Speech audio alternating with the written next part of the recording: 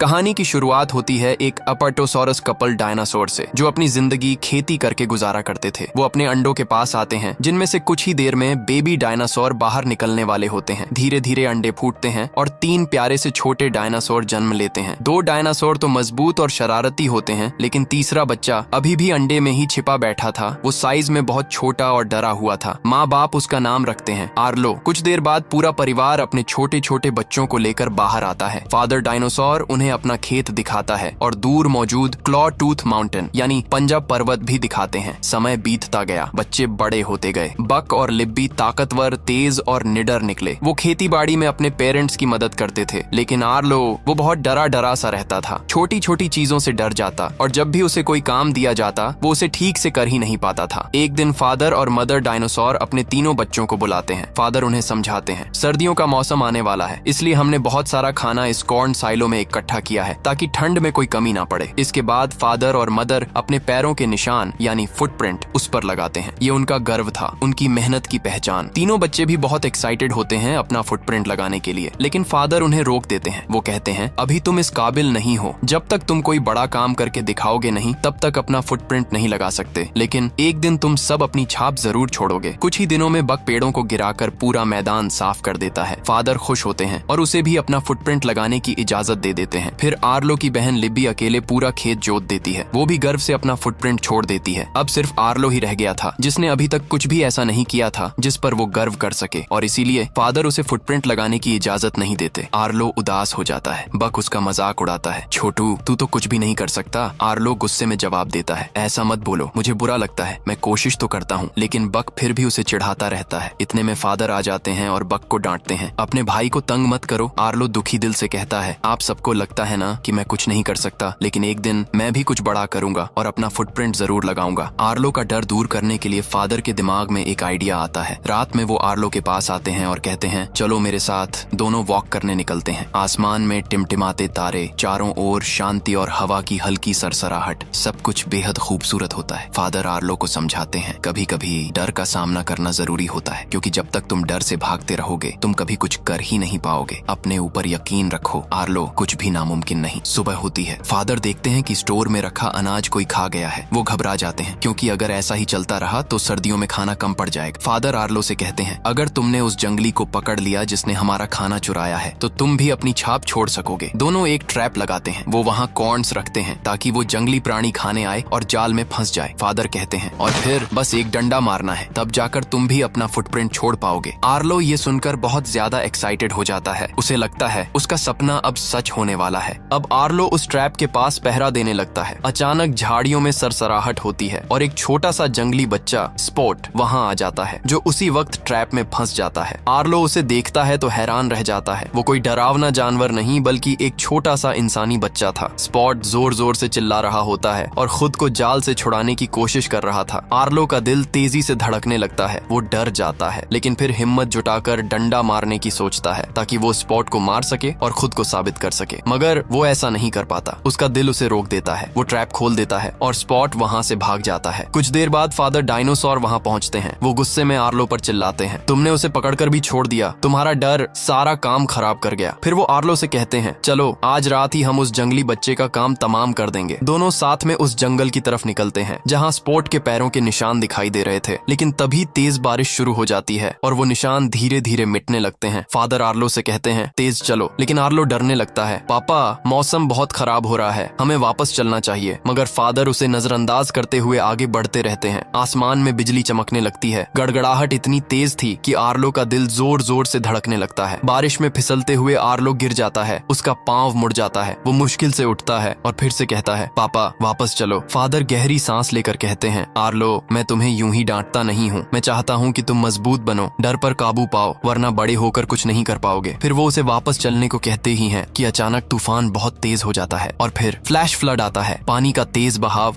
हर चीज को अपने साथ बहा ले जा रहा होता है। फादर आर्लो से चिल्लाकर कहते हैं, बेटा ऊपर चढ़ो जल्दी। वो अपनी गर्दन से आर्लो को ऊपर उछाल देते हैं। आर्लो किसी तरह सुरक्षित ऊंचाई पर पहुंच जाता है, लेकिन फादर खुद को बचा नहीं पाते। पानी का तेज बहाव उन्हें बहा ले जाता है। कुछ समय बाद आर्लो टूटे दिल के साथ घर लौटता है। अब जिम्मेदारी और काम दोनों बढ़ चुके थे, क्योंकि पिता अब नहीं रहे थे। आर्लो सबके साथ खेत में मेहनत करता है, लेकिन अंदर से वो बेहद उदास होता है। एक दिन जब वो स्टोर में कॉर्न रखने जाता है तो देखता है वही जंगली बच्चा स्पॉट फिर वहाँ आ गया है। आर्लो का गुस्सा फूट पड़ता है क्योंकि उसे लगता है स्पॉट की वजह से ही उसके पिता मरे हैं। वो स्पॉट को पकड़ने के लिए उसके पीछे भागता है और आखिर में उसे पकड़ भी लेता है, लेकिन उसी दौरान आर्लो फिसलकर नदी में गिर जाता है। तेज वेव उसे बहा ले जाती है। वो एक चट्टान से टकराकर बेहोश हो जाता है। जब आर्लो को होश आता है तो वो खुद को नदी किनारे अकेला पाता है। चारों ओर अजनबी इलाका, घना जंगल और वो पूरी तरह खो चुका था। अचानक उसकी नजर स्पॉट पर पड़ती है जो दूर खड़ा उसे देख रहा था। आर्लो नदी को देखता है और उसे अपने पिता की वो बात याद आती है, अगर कभी रास्ता भटक जाओ तो नदी को फॉलो करना, ये तुम्हें घर तक जरूर ले जाएगी। अब आर्लो नदी के किनारे किनारे चलने लगता है। लंबा सफर तय करने के बाद भूख से उसका बुरा हाल हो जाता है। उसी वक्त उसे ऊपर पेड़ पर जामुन जैसा एक फल नजर आता है। वो एक पत्थर पर पैर रखकर उसे तोड़ने की कोशिश करता है, लेकिन पत्थर फिसल जाता है और उसका पैर उसमें फंस जाता है। वो बहुत कोशिश करता है लेकिन पैर निकल नहीं पाता। सारा दिन गुजर जाता है, फिर रात हो जाती है। थका हुआ आर्लो वहीं सो जाता है। सुबह जब उसकी आंख खुलती है तो उसे एहसास होता है उसका पैर आजाद हो चुका है। वो नीचे देखता है, मिट्टी में छोटे छोटे पैरों के निशान हैं। आर्लो समझ जाता है ये स्पॉट के निशान हैं, यानी स्पॉट ने ही उसका पैर छुड़ाया था। पहली बार आर्लो को एहसास होता है जिस बच्चे को वो दुश्मन समझ रहा था वही उसकी मदद कर रहा था।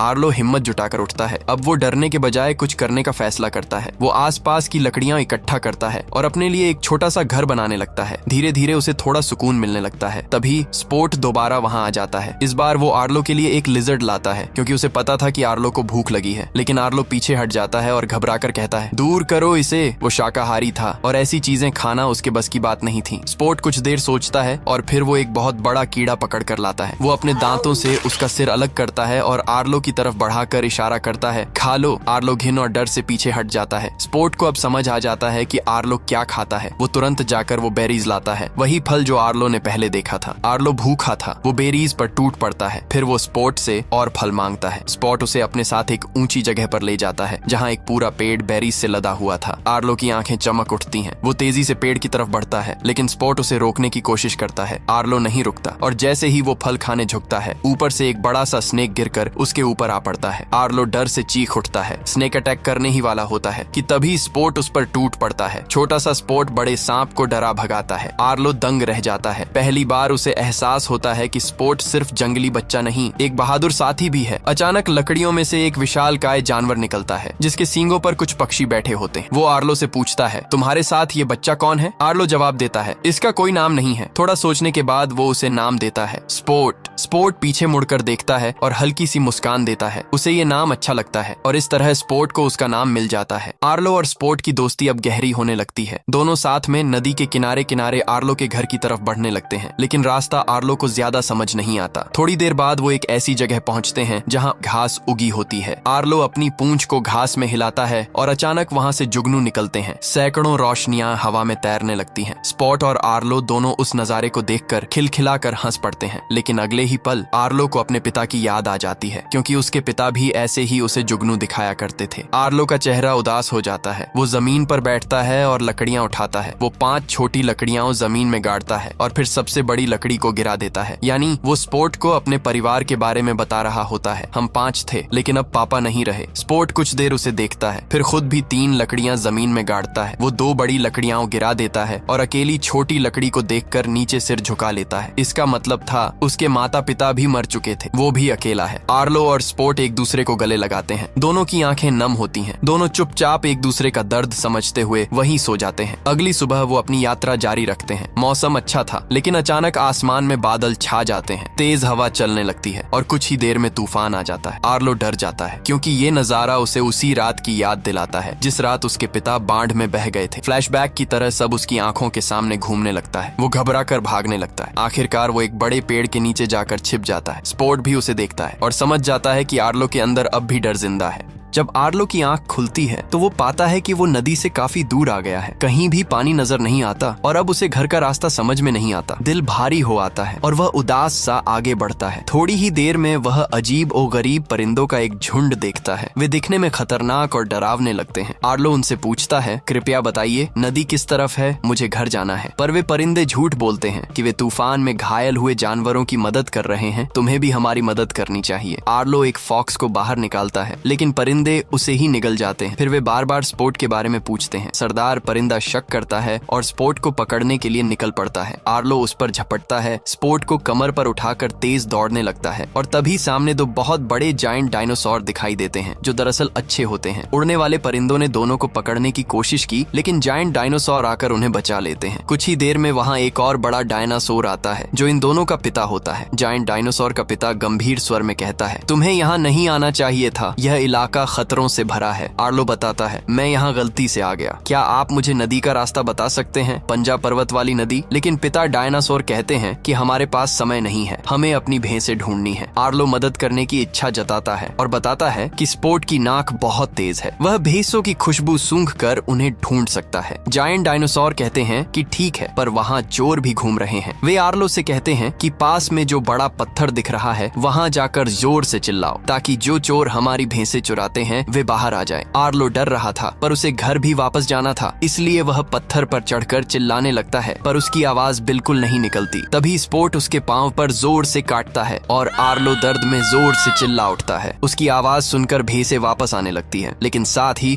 कुछ खौफनाक डायनासोर भी सामने आ खड़े होते हैं। वे असल में भैंस लुटेरे थे, वो हमला करने लगते हैं। तभी वे जायंट डायनासोर भी आ जाते हैं। लड़ते लड़ते एक भयंकर लड़ाई होती है। एक भैंस लुटेरा जायंट डायनासोर को गिरा देता है। आर्लो बिना सोचे समझे उन पर टूट पड़ता है और फाइनली चोर डरकर भाग जाते हैं। रात होते ही वे आग के चारों ओर बैठे होते हैं। आर्लो उन जायंट डायनासोर से पूछता है, आपके मुंह और पैरों पर ये निशान कैसे पड़े? जायंट डायनासोर का पिता बताता है, एक बार मगरमच्छों ने हम पर हमला किया था, मेरे मुंह को भी चोट लगी, पर मैंने हार नहीं मानी और लड़कर सबको हरा दिया। आर्लो कहता है, मेरे पिता भी बहुत ताकतवर थे, वे किसी से नहीं डरते थे। जायंट डायनासोर मुस्कुराते हुए कहते हैं, डर तो सभी को लगता है, डर तो नेचर का हिस्सा है, असल बात यह है कि तुम उसे कैसे संभालते हो। डर को अपने साथ रखो पर उसे तुम पर हावी मत होने दो। जब तुम सीख जाओगे कि दर्द और खतरे का सामना कैसे करना है, तुम खुद ब खुद मजबूत बन जाओगे। और फिर वे कहते हैं, सुबह हम दक्षिण की ओर निकलेंगे और तुम्हें तुम्हारे घर तक पहुंचा देंगे।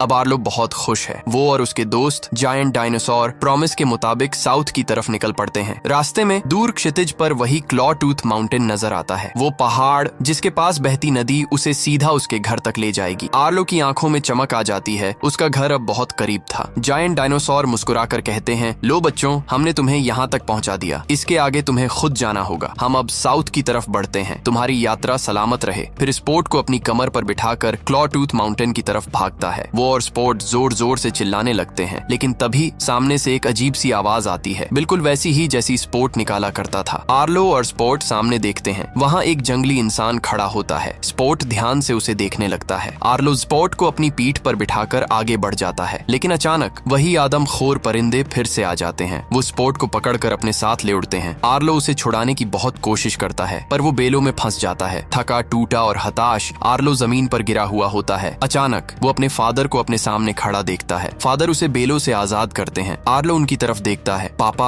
आप वापस आ गए, आप यहीं थे। लेकिन तभी आर्लो नोटिस करता है मिट्टी पर उसके कदमों के निशान तो हैं, पर पापा के नहीं। उसे एहसास होता है ये तो उसकी इमेजिनेशन थी। फादर की आवाज उसके जहन में गूंजती है, स्पोर्ट ने तुम्हारी जान बचाई थी, अब तेरी बारी है, उसे तुम्हारी जरूरत है। आर्लो की आंख खुलती है, वो बेलें तोड़ता है और परिंदों के पीछे भाग पड़ता है। वो जोर जोर से स्पोर्ट को पुकारता है। अंधेरे में स्पोर्ट की हल्की सी आवाज आती है। वो लकड़ी में छिपा होता है और परिंदे उस पर झपट रहे होते हैं। आर्लो जोर से दहाड़ता है। स्पॉट भी हिम्मत दिखाता है, एक परिंदे का पंख काट देता है। आर्लो एक लकड़ी उठाकर हमला करता है, परिंदे को गिरा देता है। लेकिन तभी आसमान में बादल गरजते हैं और फ्लड आ जाता है। तेज बहाव में पेड़, पत्थर, लकड़ियां सब बहते हुए आ रहे थे। आर्लो कुछ नहीं सोचता, वो नदी में कूद जाता है। वो स्पोर्ट को पकड़ लेता है और बड़ी मुश्किल से किनारे पर लेकर आता है। स्पोर्ट घायल है और आर्लो भी बुरी तरह चोटिल हो चुका था, लेकिन दोनों जिंदा हैं। अब वो वापस आगे बढ़ने लगते हैं। अब रास्ते में वही जंगली इंसान दोबारा नजर आता है। इस बार आर्लो उसे रोकता नहीं, वो स्पोर्ट को अपनी पूंछ से नीचे उतारता है। स्पोर्ट हिचकिचाते हुए उस आदमी के पास भागता है और देखता है वो उसका फादर है। उसकी मदर और भाई बहन भी वहाँ खड़े होते हैं। स्पोर्ट का फादर उसे गोद में उठा लेता है और उसे कसकर गले लगाता है। स्पोर्ट की आंखों में चमक और आर्लो की आंखों में नमी आ जाती है। स्पोर्ट मुड़कर आर्लो को देखता है। वो उसके पास आता है और उसकी पीठ पर चढ़ जाता है, मानो कह रहा हो मैं तुम्हें छोड़ना नहीं चाहता। आर्लो उसे धीरे से कहता है, नहीं नहीं स्पोर्ट, तुम्हारी जगह यहाँ है, तुम्हारे अपने लोगों के पास। तुम भी प्यार और केयर डिजर्व करते हो। दोनों एक दूसरे को उदासी भरी नजरों से देखते हैं। स्पोर्ट धीरे धीरे अपनी फैमिली की ओर लौट जाता है। आर्लो अब अकेला है, लेकिन पहले से कहीं मजबूत। वो घर की तरफ बढ़ता है और कुछ देर में उसे दूर से अपना घर दिखाई देता है। उसकी आंखों से आंसू बहने लगते हैं, पर इस बार ये आंसू कमजोरी के नहीं, खुशी के थे। उसकी मदर, बक और लिबी भागते हुए उसके पास आते हैं और पूरा परिवार एक जायंट हग करता है। और अब वो आखिरकार कौन साइलो पर अपना फुटप्रिंट लगा देता है। आर्लो और स्पोर्ट की ये कहानी हमें सिखाती है कि दोस्ती और हिम्मत हमें हर तूफान पार करा सकती है। अगर ये कहानी आपके दिल को छू गई हो तो चैनल को सब्सक्राइब करें और नीचे अपना प्यार जरूर छोड़ें।